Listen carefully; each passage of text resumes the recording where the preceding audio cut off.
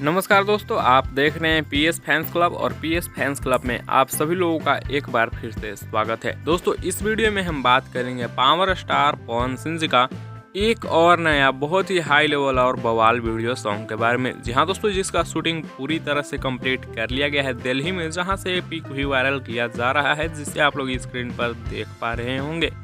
दोस्तों, आप लोगों को बता दें कि ये गाना MMB records Bhojpuri YouTube channel के लिए रिकॉर्ड किया गया है, यानी वीडियो शूटिंग किया गया है।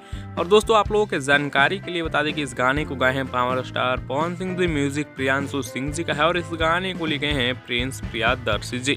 दोस्तों, ये गाना आप लोगों के बीच नवरात्रि बाद सुनने को मिलेगा। जी हाँ दोस्तों, यानी आप लोगों को बता दें कि लाल घाघरा के बाद पावर स्टार पवन सिंह जी का अब देवी गीत यानी नवरात्रि सॉन्ग रिलीज किया जाएगा।